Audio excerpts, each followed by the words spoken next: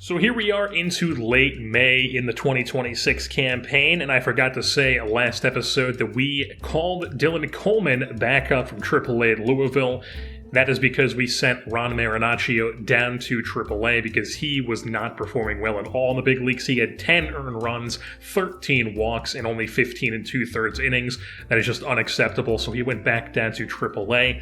Also, we are going to be sending Ryan Weathers down to AAA because he has also been awful in the big leagues. He's got a 9 ERA in 21 1/3 innings pitched, a 2.5 home run per 9. Just unacceptable. Cannot have that in our bullpen, so he's going down to AAA. Williamson's been fine as our lefty in the bullpen, so we don't need to call up another guy. We're going to be calling up a right-hander instead. Jarrett Ross is back, baby. The man who came up big in our postseason push last year, Jarrett Ross, coming back up to the big leagues here. And then not at the moment, but Andrew Painter's back is absolutely against the wall here. He's a guy who I'm going to need to see some improvement over his next couple starts, and if he does not, he's going to be the man who goes down to AAA next. And then just a quick little update on the hitting side of things. Elly De La Cruz has been absolutely tearing the cover off the ball here earlier this season. He has an .858 OPS, 5 home runs, 11 doubles. Very good to see. He's getting off the hot start, unlike last year where he ended up getting sent out of AAA. So Elly De La Cruz here to stay in the big leagues. Earlier in the season, the Reds played host to the Guardians in the Ohio Cup, and now the Battle of Ohio heads out to Cleveland at Progressive Field. On the hill for the Reds on the day is the flame-throwing right-hander Hunter Green, making his 11th start of the season, and then he'll be opposed by Dr. Sticks, making his 11th start of the season, Tristan McKenzie. Take a look at the lineup they'll be facing once a night on the day. We'll start things off top half of the first inning. Taylor Walls leading off this ball game, spits on ball 4 low. He'll draw himself a walk, so he's over on first base. J.P. Crawford then comes to the dish. Taylor Walls goes and gets himself into scoring position with a swiped bag. That is number 8 on the season for Walls. And then Crawford does what he does and punishes a ball into right center field. That's going to get up against the wall. Scores Walls from second base, and the Reds strike first. Top of the second now, Austin Hendrick at the dish. This man just loves hitting triples. Right center field, gonna get over the head of Straw and Reyes, and Hendricks got the fleet feet, so he goes first. He goes home to third with a triple. So he's on third base, and then Jay Allen, of all people, lifts the ball in the air and puts it over the fence. How in the world does Jay Allen lift the ball like that? We're not gonna complain though. A 3-run lead for the Cincinnati Reds here. Move things on, bottom of the third, Jimenez hits one out to left field. Hendrick gives it a dive, but cannot make the catch on it. Easy double there for Jimenez as he trots into second base. And then it would bring up Arias, who pops one up to shallow right field, so it's shallow and the absolute cannon of an arm from Anderson, so they do not test him. So Jimenez holds up at second base, but then a shot down the left field line, just barely fair from Miles Straw. Then he steps back in the batter's box and gets the fastball blown by him. Triple digits, strike 3, scoreless frame for Green. Bottom of the fifth now, it's Arthur Adams hitting a deep fly ball to left field. Hendrick ranging back, makes the play for out number 1 in the inning. Very nice play from Hendrick. Out number 2 would then be a line driver to way as he snags that one out of the sky. And then it would bring up Noel as he chases the big breaking ball, and another scoreless frame is worked by Hunter Green. Move things on, top of the 6th inning here, Connor Pilkington comes on for the Guardians, making his 18th appearance this season, facing Brian Anderson after picking up 2 quick outs, and he pulverizes a pitch into left field, an absolute no-doubter. Solo shot makes it a 4-0 lead here for the Reds as they start to run away with this one here. Bottom of the 6th, Hunter Green. Gonna give a little bloop here to Straw. Anderson gives it a dive, cannot make the play. So Straw's got the speed, and he's going to have himself an easy triple. Allen gets it in rather quickly, though, so runner on third, 2 outs. Then it's Valera who draws a walk, so runners are on the corners here. Overall, a very, very solid outing here from Hunter Greene, but that will end his day. He is on the line for 2 possible runs on first and third, so Brandon Williamson comes on here with 2 outs to face the lefty Josh Naylor, and he would proceed to do his job. Works a ground ball, De La Cruz rips it across the diamond, and nothing going for the Cleveland Guardians. So still a 4-0 game. We move things on to the top of the 9th. Eli Morgan enters for the 22nd time this season for the Guardians, and he's facing Lamont Wade, who punishes the first pitch he throws out of the arm barn. A hanging curveball. You hang him, he bangs him. Right center field solo shot, and it's now a 5-0 lead here for the Reds. Move things on, bottom of the 9th now. DeAndre Foster on for a second inning of work, and Miles Straw delivering once again left center field up against the wall. Easy 2-bagger for him. He's immediately in scoring position. Then with 1 out in the inning, Josh Naylor comes up, hits one into center field. Allen cuts it off, but Straw easily scores from second base, so no shutout. The Guardians get on the board, but Foster then clutches up and proceeds to work a pop fly from Franmil Reyes for out number 2. And then it would be a ground ball from Adams for out number 3 over to Crawford as well, as the Reds do hold on to win this one 5-1 over the Guardians. They take this one of the Ohio Cup as well. Hunter Greene gets player of the game honors. He goes 5 2/3 innings pitched, only gives up 2 hits, strikes out 5 Guardians batters, only 1 walk and no earned runs. Allen, Wade, Anderson all homered on the day for the Redlegs, while Austin Hendrick picks up a triple. It was basically just total dominance from the word go here for Cincinnati.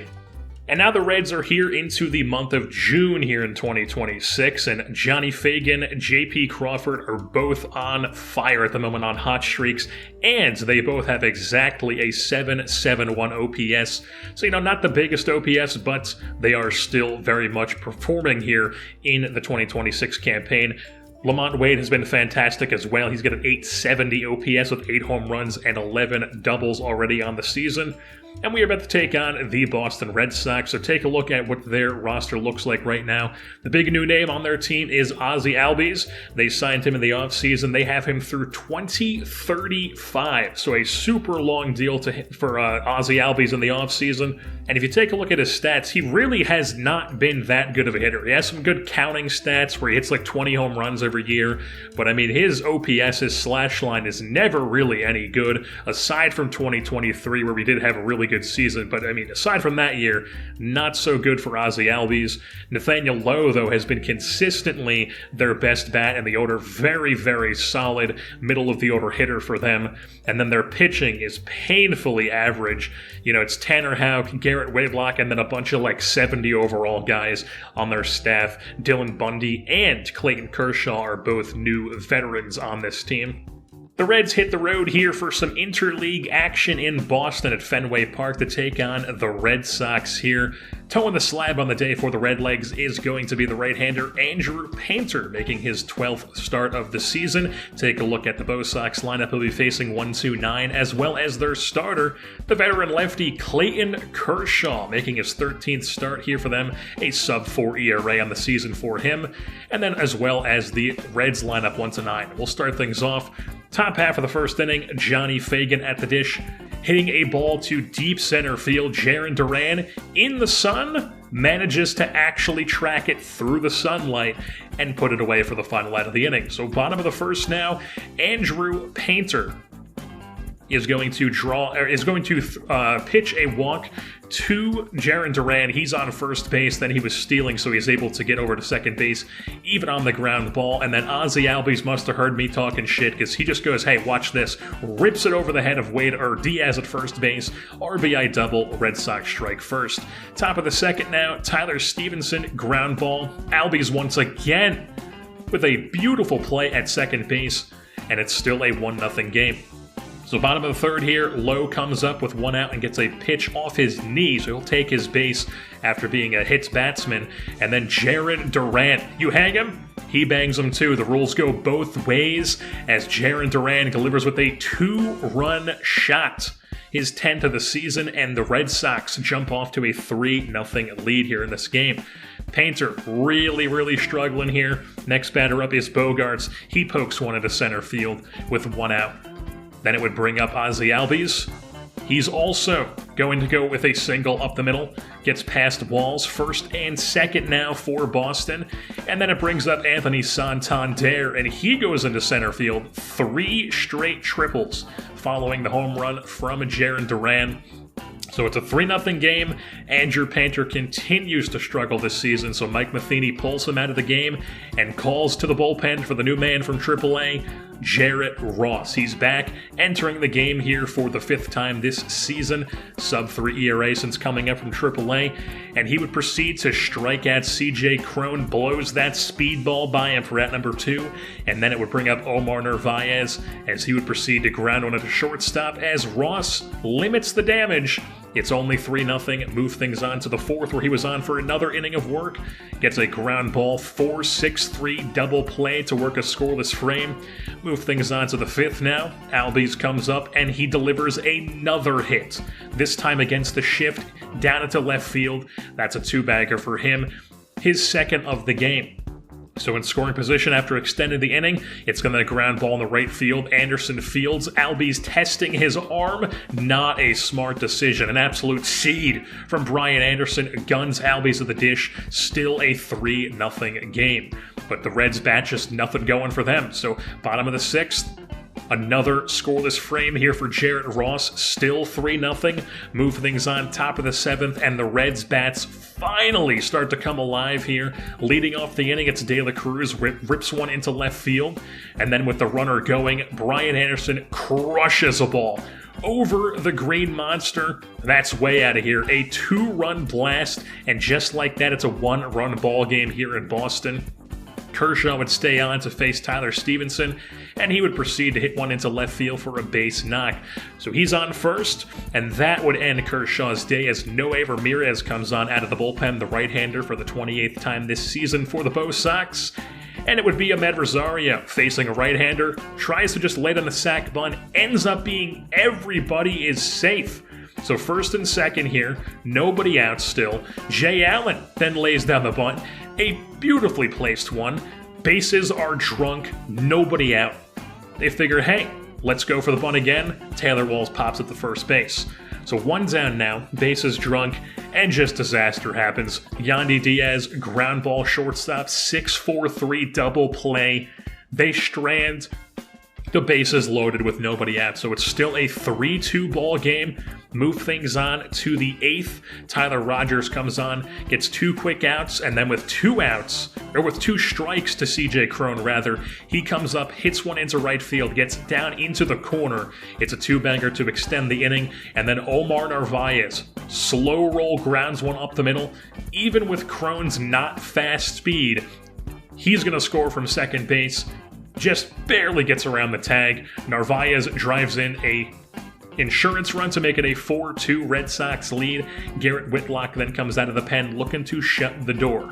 First batter up, Anderson smokes one right field, but right at the right fielder for at number 1. Then it would bring up Tyler Stevenson. He hits one over the head of Albies into center field. It's a base knock there with 1 out. So Stevenson, obviously not the fastest guy, so Merced comes on to pinch run for him. Gets some extra speed on the bases. Lamont Wade, ground ball off the glove of Lowe. The toss over to first base drags Whitlock off the bag. Everybody is safe on the E3. So 1st and 2nd now. Austin Hendrick on to pinch hit off the bench for the Reds. Cannot hold up the swing on the 2-2 pitch. He goes down swinging. So 2 down now here in the top of the 9th. Taylor Walls up, grounds one to Lowe, and that would be your game as the Red Sox do try to come back, but they do fall short here to the Red Sox in interleague play. 4-2 is your final as Boston comes out on top. Jarren Duran picks up Player of the Game honors for the Bo Sox. He went 2 for 3 in the day with a 2-run shot. He's actually been one of their more consistent players throughout this series. Albies picks up 2 doubles after I shit-talked him. Anderson had a 2-run home run for us in the 7th. Those were the only runs of the games for the Reds. And unfortunately, Andrew Painter only goes 2 1/3 innings, 5 hits, 1 K, 1 walk, and 3 earned runs. Just not looking like he's going to stick around here in Cincinnati. But Jarrett Ross, very impressive out of the bullpen. 4 2/3 innings of scoreless ball out of the bullpen. So now before we move on to the next game, we do have a couple things to go over, and the first one is the 2026 draft.